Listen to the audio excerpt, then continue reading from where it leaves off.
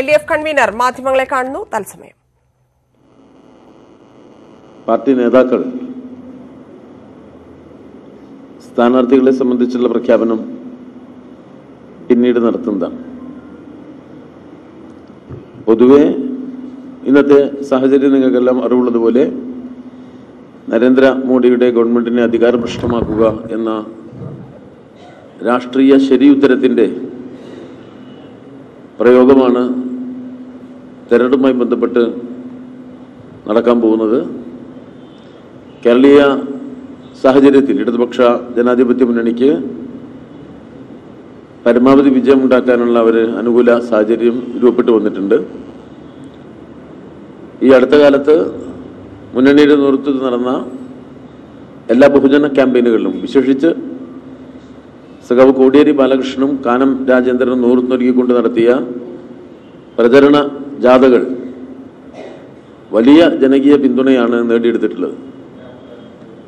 മറ്റ് ചില പ്രചരണ ജാഥകൾ നടന്നെങ്കിലും അതിനെയൊക്കെ അപേക്ഷിച്ച് വലിയ ബഹുജന പിന്തുണ ദൃശ്യമായതാണ് ഇടതുപക്ഷ ജനാധിപത്യ മുന്നണിയുടെ നേതൃത്വത്തിൽ നടന്ന പ്രചരണ ജാഥകളും മുഖ്യമന്ത്രി പങ്കെടുത്തുകൊണ്ട് തൃശ്ശൂരിൽ നടന്ന സമാപന റാലിയും. കേരളത്തിലെ ഇടതുപക്ഷ മുന്നേറ്റത്തെ ദുർബലപ്പെടുത്താൻ UDF പതിവ് പോലെ BJPയുമായിട്ടുള്ള വോട്ട് കൈമാറ്റത്തിൻ്റെയൊക്കെ ഗൂഢാലോചനകൾ നടന്നു വരുന്ന ഒരു സന്ദർഭമാണ്. രാജ്യം നേരിടുന്ന ബഹുമുഖ പ്രശ്നങ്ങളിൽ കേന്ദ്രഭരണത്തിൻ്റെ ഭരണപരാജയം ഏറ്റവും കൂടുതൽ ഇപ്പോൾ ദൃശ്യമായിട്ടുണ്ട്.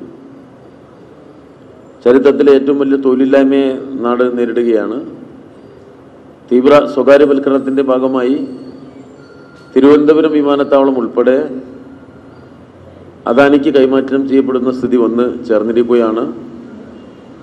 തീവ്ര ഹിന്ദുത്വ ശക്തികൾ രാജ്യഭരണത്തിൽ പൊതുസമൂഹത്തിൽ ഉണ്ടാക്കിയിരിക്കുന്ന അപകടകരമായ പ്രവണതകളുടെ പൊതുചിത്രം നമ്മുടെ സമൂഹത്തിൽ വിപരീത ഫലങ്ങൾ ഉണ്ടാക്കിയിരിക്കുകയുമാണ്. ഈ തെറ്റായ പ്രവണതകളോടുള്ള കേരളീയ പൊതുസമൂഹത്തിൻ്റെ രാഷ്ട്രീയ പ്രതികരണമാണ് ഇടതുപക്ഷ മുന്നേറ്റത്തിലൂടെ ഈ വരാൻ പോകുന്ന തെരഞ്ഞെടുപ്പിൽ ഞങ്ങൾ പ്രതീക്ഷിക്കുന്നത്. ആ നിലയിൽ പരമാവധി വിജയം ഇടതുപക്ഷ മുന്നണിക്ക് നേടിയെടുക്കാനാകുമെന്ന പ്രത്യാശയാണ് ഇടതുപക്ഷ ജനാധിപത്യ മുന്നണി സംസ്ഥാന സമിതി യോഗത്തിൽ പൊതുവെ കാണാൻ സാധിച്ചിട്ടുള്ളത്. അതിൻ്റെ അടിസ്ഥാനത്തിൽ വിപുലമായ സംഘടനാ പ്രവർത്തനങ്ങൾ തെരഞ്ഞെടുപ്പ് വിജയത്തിന് സഹായകരമായ രൂപത്തിൽ നടത്താൻ വേണ്ടി ഇപ്പോൾ തീരുമാനിച്ചിട്ടുണ്ട്. അതിൻ്റെ ഭാഗമായുള്ള ലോക്സഭാ മണ്ഡലം കൺവെൻഷനുകൾ മാർച്ച് മാസം 10-ാം തീയതി മുതലാണ് ആരംഭിക്കുന്നത്. Kasaragod March 12, Kannur Vadakara March 12, Kozhikode March 11, Wayanad March 14, Malappuram March 11, Ponnani March 14, Palakkad March 10, Alathur March 12, Thrissur March 11, Chalakudy March 12, Ernakulam March 11, Idukki March 12,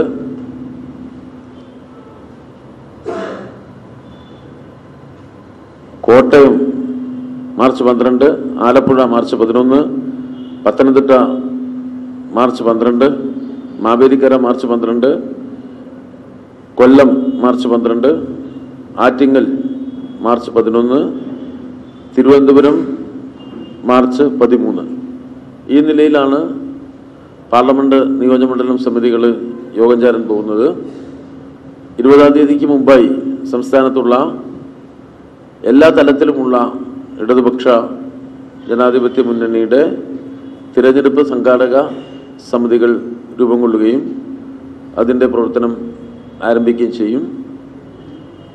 സ്ഥാനാർത്ഥി പ്രഖ്യാപനത്തോടു കൂടി നമ്മുടെ സ്ഥാനാർത്ഥികളുടെ നേതൃത്വത്തിലുള്ള പ്രചരണ പരിപാടികളും സമാന്തരമായിട്ട് തന്നെ ആരംഭിക്കുന്നതാണ്. ഇത്രയും കാര്യങ്ങളാണ് പൊതുവെ LDF യോഗം ചർച്ച ചെയ്ത് അംഗീകരിച്ചത്.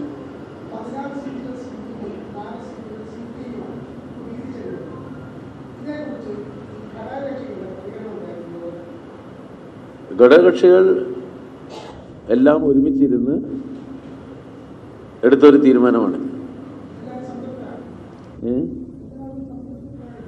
പിന്നെ എല്ലാവരും വളരെ സംതൃപ്തിയോടു കൂടിയാണ് എല്ലാവരും കൂടി ഒന്നിച്ചിരുന്ന് നല്ല നിലയിൽ ചർച്ച ചെയ്ത് ഏകണ്ഠമായിട്ട് തന്നെയാണ് ആ തീരുമാനം എടുത്തിട്ടുള്ളത്.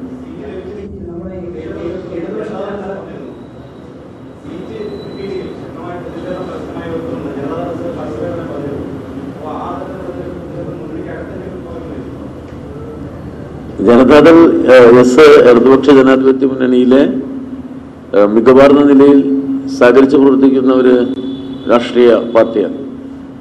അവര് ആ നിലയിലുള്ള എന്തെങ്കിലും പ്രതികരണം ഇതുമായി ബന്ധപ്പെട്ട് നടത്തിയിട്ടില്ല. മുന്നണിക്കകത്ത് ഈ നമ്മൾ പൊതുവെ മനസ്സിലാക്കേണ്ട വെച്ചാൽ ഒരു മുന്നണിയാകുമ്പോൾ എല്ലാ രാഷ്ട്രീയ പാർട്ടികളും മത്സരിക്കാനുള്ള താല്പര്യം പ്രകടിപ്പിക്കും. അത് സ്വാഭാവികമാണ്. എല്ലാവരും മത്സരിക്കാനുള്ള താല്പര്യം പ്രകടിപ്പിക്കും. നമ്മളത് ചർച്ച ചെയ്യും. എല്ലാവരും സ്വതന്ത്രമായ അഭിപ്രായം പറയും.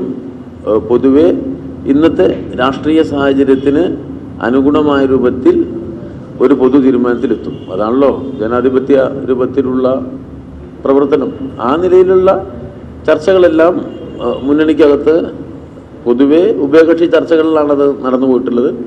പൊതുവെ ഇടതുപക്ഷ ജനാധിപത്യ മുന്നണിയുടെ യോഗം നമ്മളിപ്പോൾ ഇന്ന് ചേരുമ്പോൾ നല്ല അന്തരീക്ഷത്തിൽ വളരെ യോജിപ്പോടുകൂടി ഇന്നത്തെ സുപ്രധാനമായ രാഷ്ട്രീയ ലക്ഷ്യത്തിന് അനുസൃതമായ തരത്തിൽ, അതാണ് പ്രധാനം.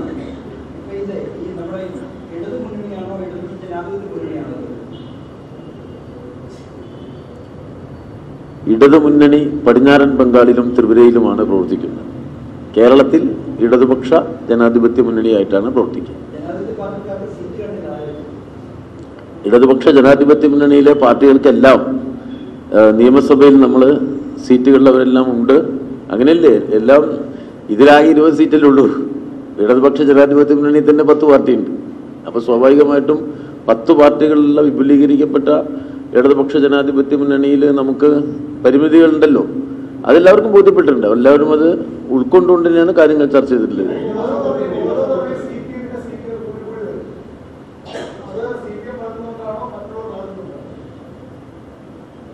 അത് CPM-ഉം മറ്റുള്ളവരും ഒരുപോലെ വളരുന്നതിന്റെ ഭാഗമായിട്ടാണ്.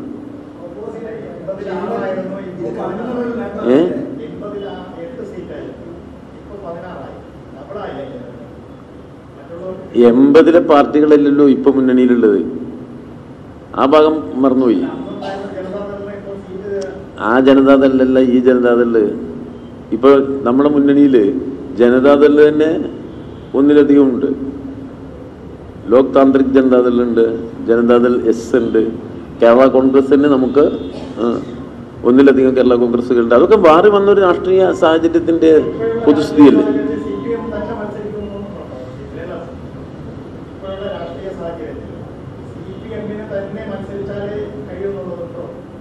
ഒരിക്കലുമില്ല. അത് കൂട്ടായ ചർച്ചയിൽ ഇടതുപക്ഷ ജനാധിപത്യ മുന്നണിക്ക് അകത്ത് നടത്തിയ ഒരു പൊതു ചർച്ചയുടെ ഭാഗമായി ഇന്നത്തെ സാഹചര്യത്തിൽ എങ്ങനെ നമുക്ക് സീറ്റുകൾ വിജയ സാധ്യതയൊക്കെ പരിശോധിച്ച് മൊത്തത്തിലുള്ള കാര്യങ്ങളാകെ നമ്മുടെ ശത്രുവിനെ തോൽപ്പിക്കാൻ, BJP തോൽപ്പിക്കാൻ പറ്റിയ സാഹചര്യത്തിലുള്ള ഒരു പൊതു തീരുമാനത്തിലേക്ക് എത്തുകയാണ് നമ്മൾ ചെയ്തിട്ടുള്ളത്. എല്ലാവരും കൂടി എന്ന് പറഞ്ഞിട്ടില്ലല്ലോ. നമ്മളങ്ങനെ പറഞ്ഞിട്ടില്ല. ഇടതുപക്ഷ ജനാധിപത്യ മുന്നണി ഒരുമിച്ച് നിന്നാലാണ് ആ പരാജയം ശക്തിയോടുകൂടി നമുക്ക് നടത്താൻ കഴിയുക, അവരെ പരാജയപ്പെടുത്താൻ കഴിയുക. ആ പരാജയപ്പെടുത്താനുള്ള ശക്തി നല്ല നിലയിൽ സമാഹരിക്കാൻ പ്രാപ്തമായ തരത്തിലുള്ള ഉൾപാർട്ടി ചർച്ചകളുടെ ഉൽപ്പന്നമാണ് ഈ തീരുമാനം.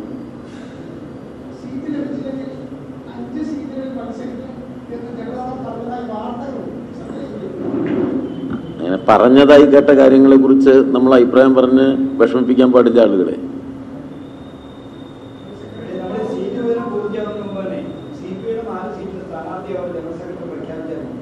ഇല്ല.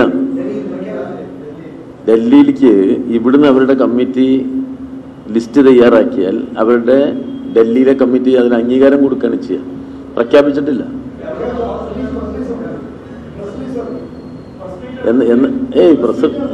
എന്നായിരുന്നു?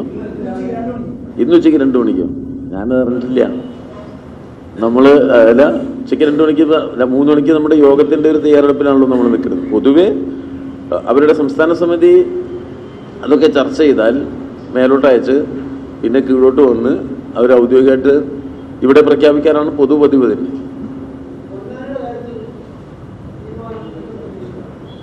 പൊന്നാനിയിൽ മുസ്ലിം ലീഗിന്റെ തോൽവി ഉറപ്പാക്കാൻ പറ്റിയ തരത്തിലുള്ള സ്ഥാനാർത്ഥിയെ ഉറപ്പിക്കാൻ തീരുമാനിച്ചിട്ടുണ്ട്.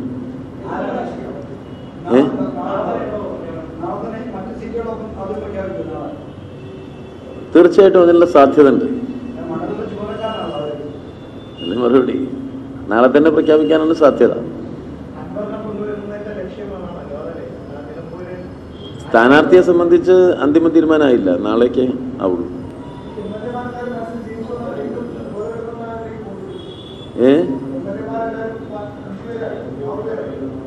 അതൊക്കെ നാളെ ഔദ്യോഗികമായിട്ടുമുള്ള സ്ഥാനാർത്ഥി പ്രഖ്യാപനം വന്നതിന് ശേഷമുള്ള ഉത്തരങ്ങളാണ്.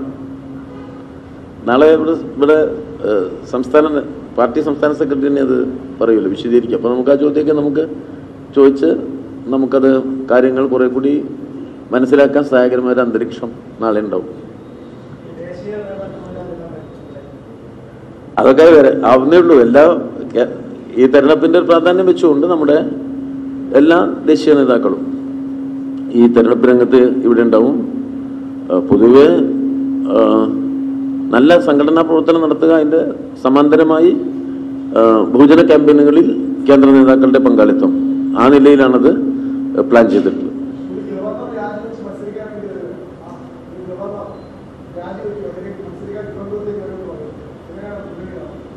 അത് ഇപ്പൊ ലോക്സഭാ തെരഞ്ഞെടുപ്പിലെ മോദി ഭരണം അവസാനിച്ചാൽ അദ്ദേഹത്തിന്റെ ഗവർണർ പണി പോവും. അത് മുൻകൂട്ടി മനസ്സിലാക്കാനുള്ള ബുദ്ധിവൈഭവമാണ് അദ്ദേഹം പ്രകടിപ്പിച്ചിട്ടുള്ളത്.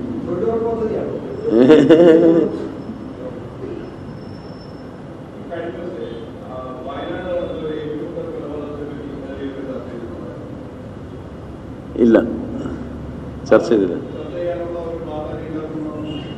അതൊന്നുമില്ല. അത് സംബന്ധിച്ചുള്ള വിശദാംശങ്ങൾ വരാനിരിക്കുന്നേ ഉള്ളൂ. അതിൻ്റെ ഒരു പ്രാഥമികമായ സംഗതികളേ ആയുള്ളൂ. സംഭവം നടന്നു, അന്വേഷണം വരുന്നു, അതിൻ്റെ ഒക്കെ അടിസ്ഥാനത്തിൽ അത് സംബന്ധിച്ച് നമുക്ക് പറയാൻ പറ്റും. അല്ല, അതിൻ്റെ ശരിതെറ്റുകളൊക്കെ അതിൻ്റെ വിശദാംശങ്ങൾ വന്നെങ്കിൽ നമുക്ക് പറയാൻ പറ്റുള്ളൂ. ഇതിപ്പോൾ ഒരു മാവോയിസ്റ്റ് വിഷയമാണ്. അതിൽ സ്വാഭാവികമായിട്ടും പോലീസ് ഇടപെടലുണ്ടായതാണ്. അവരുടെ അന്വേഷണം നടക്കുന്നു. അതിൽ വിശദാംശങ്ങൾ വന്നു കഴിഞ്ഞെങ്കിലേ നമുക്ക് അതിൻ്റെ ആ നിലയിൽ അഭിപ്രായ പ്രകടനം നടത്താൻ കഴിയുള്ളൂ.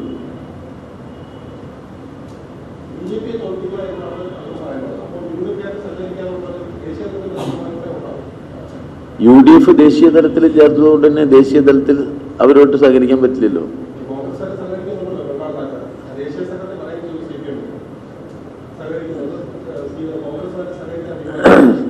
തെരഞ്ഞെടുപ്പിൽ ഒരു പൊതുനയമാണ് ഇടതുപക്ഷത്തിനുള്ളത്.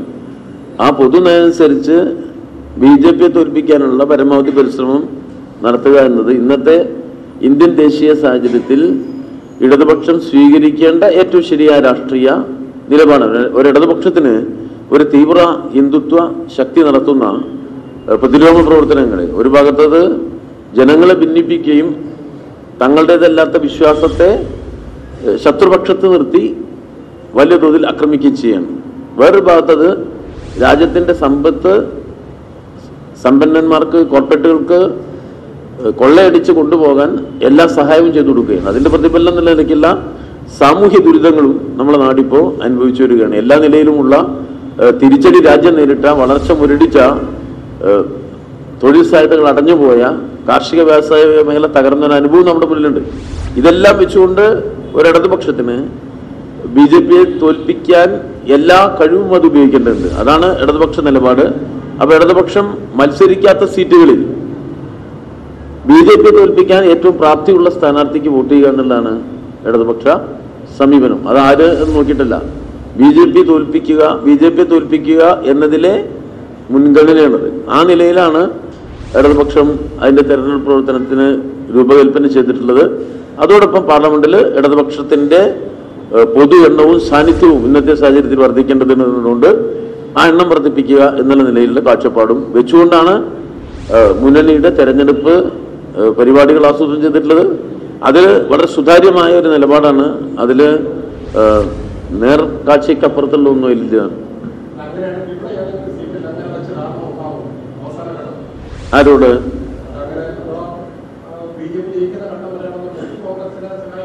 ഇവിടെ BJP ഒരു സീറ്റിലും ജയിക്കാൻ പോകുന്നില്ല.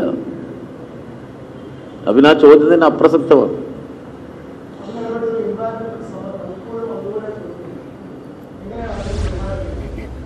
അത് മിക്കവാറും തീരും.